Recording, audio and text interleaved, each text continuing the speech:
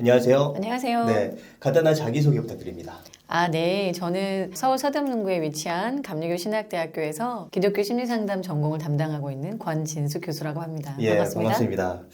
오늘 제가 궁금한 게요. 내가 좋아하는 사람하고 늘 불편한 사이가 되곤 하는데 내가 잘 지내고 싶은 사람과 편안하게 잘 지낼 수 있는 방법이 있다면 혹시 어떤 방법이 있을까요? 더 힐링 커넥션이라고 하는 책이 있는데 그 책에 보면은 우리가 인간관계의 원형을 살펴보면 부모 자녀 관계에서 대부분의 많은 인간관계를 배우는데 원하든 원치 않던 근데 이제 관계 능력의 유산을 받지 못하는 집안 유형이 있다고 해요.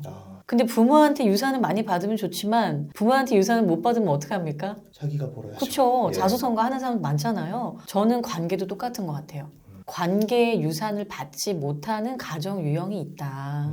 그 첫 번째 유형이 집안에 비밀이 많은 집? 집안에 비밀이 많다고요. 네네. 예. 그러니까 너 나가서 이거 얘기하면 안 돼.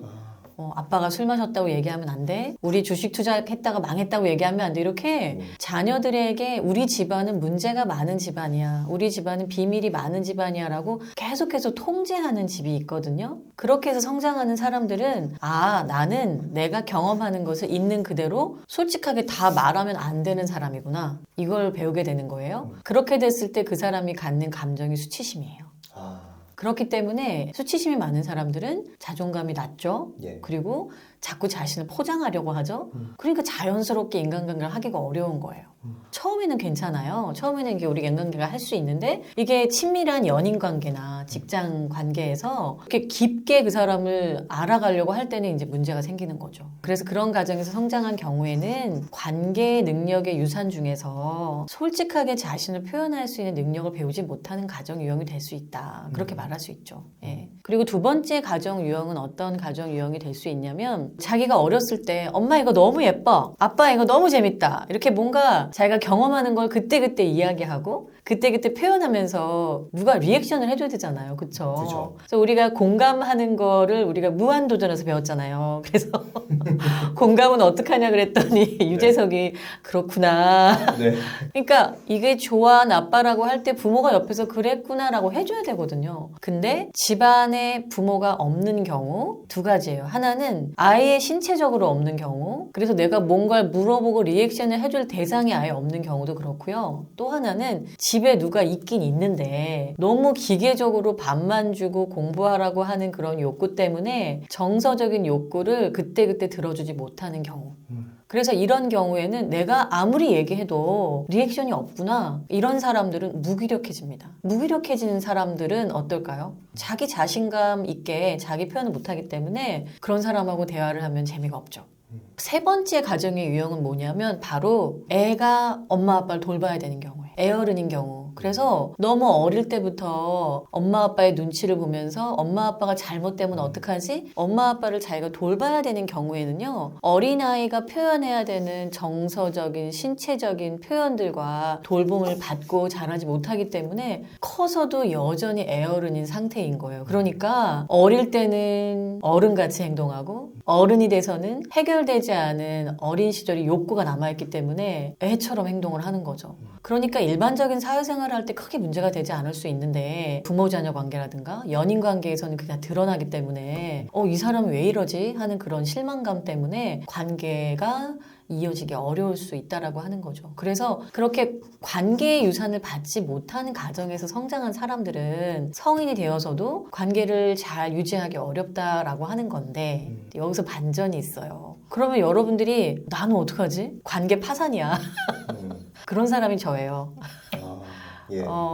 저는 저 세 가지에 다 해당되는 것 같아요. 그래서 저는 어렸을 때부터 굉장히 공부는 잘했지만 정서적으로 굉장히 마음이 힘들게 성장을 했거든요. 그런데 나중에 커서 제가 그런 생각을 하게 됐어요. 제가 이제 심층심리학을 공부하면서 부모가 모든 것을 해줄 수 없는 가정은 어쩌라고? 나 같은 사람은 어쩌라고? 그래서 연구를 해봤더니 거의 대부분이 저 같은 사람인 거예요.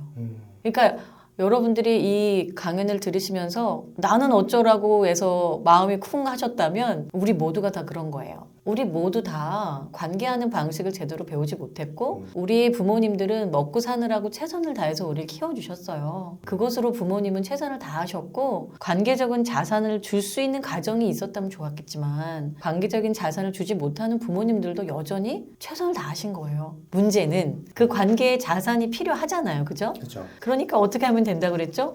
자수성가해야죠. 그래서 관계의 자산을 물려받지 못한 사람들 중에 이게 내가 인간관계 안에도 좀 도움을 받고 싶어. 그런 사람들은 그런 부분들을 저는 개인적으로 심리치료를 오래 받았어요. 그래서 저는 박사과정 공부할 때 좋은 심리상담가가 되려면 심리치료를 먼저 받는 게 저희 훈련 과정이거든요. 예. 그래서 그렇게 심리치료를 받을 때 내가 무슨 문제 있다고 나한테 심리치료 받으라고 해. 그래서 굉장히 거부했었거든요. 근데 받다 보니까 아 내가 이래서 힘들었구나. 아 내가 이래서 아이하고 힘들었구나라고 하면서 나와 내 아이와의 관계를 바라보고 나와 내 남편과의 관계를 바라보고 그러면서 엄마 아빠를 다시 바라보게 됐어요. 그래서 저는 어머니 아버지의 관계를 다시 살펴보면서 부모 자녀에 관련된 박사 논문을 쓸 수 있게 됐어요.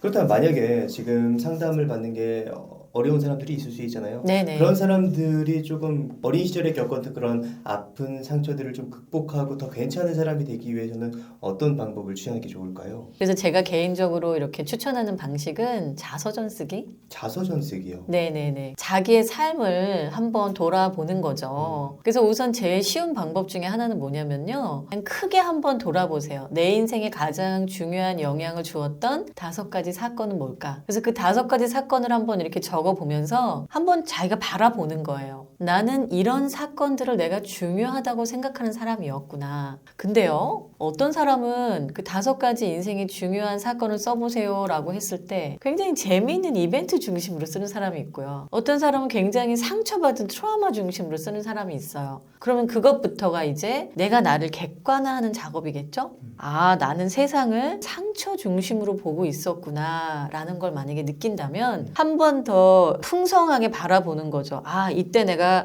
엄마한테 엄청 맞았구나.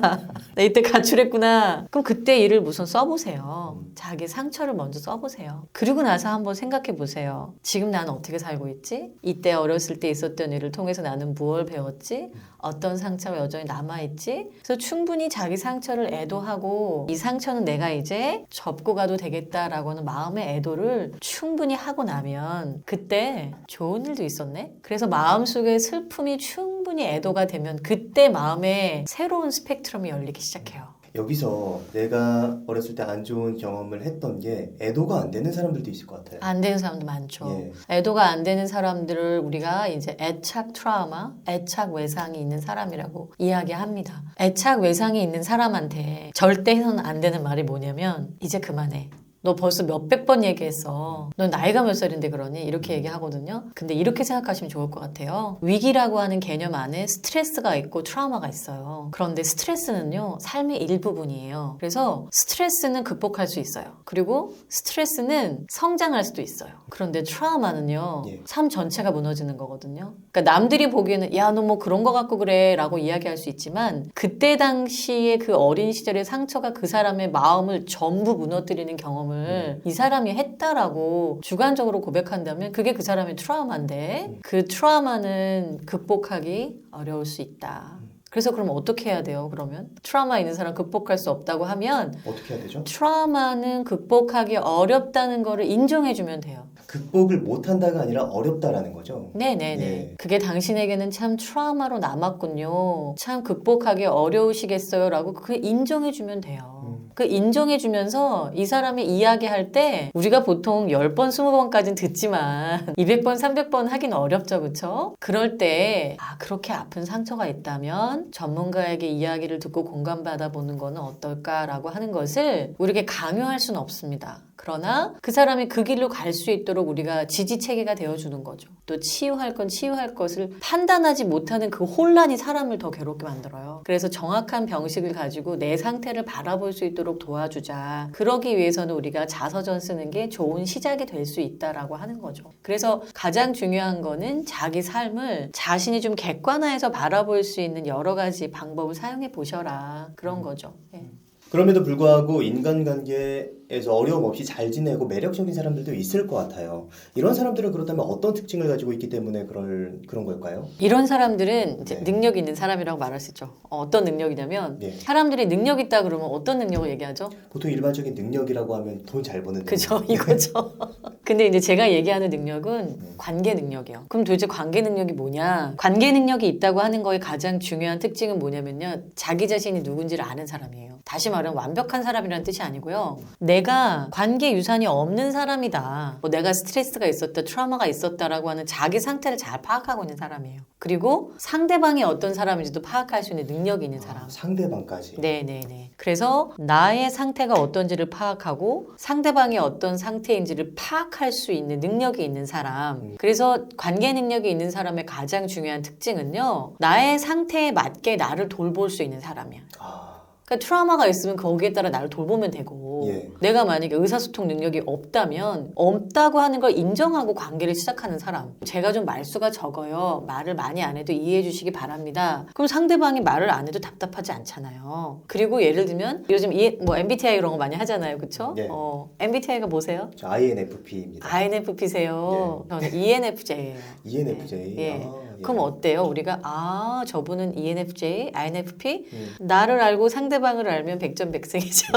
그런 것처럼 나는 이러한 장단점이 있는 사람이고 저 사람은 이러한 장단점이 있는 사람이야 라는 걸 파악한 다음에 그 다음에 중요한 게 뭐냐면 내가 가진 힘과 상대방이 가진 힘이 뭔지를 파악해서 이게 우리 관계에 어떻게 영향을 주는지를 점검할 수 있는 사람. 되게 어려운 것 같지만 쉬워요. 예를 들면 이거예요. 저는 ENFJ예요. INFP세요 라고 했을 때 E하고 I의 가장 큰 차이가 뭐죠? 에너지의 방향? 맞아요. E인 사람은 말하는 걸 좋아하죠? I인 사람은 혼자 하는 걸 좋아하고 듣는 거 잘하죠. 그러니까 듣는 힘이 있는 사람이에요. 저는 말하는 힘이 있는 사람이고 그러니까 거꾸로 어떻게 해요? I인 사람은 E인 사람한테 말을 하게 시키면 돼요. 지금 하시는 것처럼. 네. 그리고 E인 사람은 I인 사람이 내 얘기를 충분히 듣게 한 다음에 3시간 지나면 집에 보내줘야 돼요. 그게 바로 관계 능력이 있는 사람이니까 요즘에 우리가 하는 거예요. 이야기를 들으면서 궁금한 점이 생겼는데 그렇다면 나의 능력과 상대의 능력을 파악하는 게 굉장히 중요한 능력이라고 말씀해 주셨잖아요. 그런 능력은 혹시 어떻게 판단하고 파악할 수 있을까요? 그래서 제가 이야기를 하려고 하는 게 이제 관계를 잘하는 사람들이 가지고 있는 능력 중에 하나가 뭐냐면은 공감 능력인데 그 공감 능력이 뭐냐면 다른 사람이 어떠한 감정을 느끼는지 어떤 생각을 하는지 잘 물어보는 거죠. 그래서 잘 물어보는 사람은 그 사람이 혹시 의사소통 능력이 좀 부족하더라고 하더라도 지금 이 얘기를 하셨는데 조금 더 자세히 얘기해 줄 수 있어요?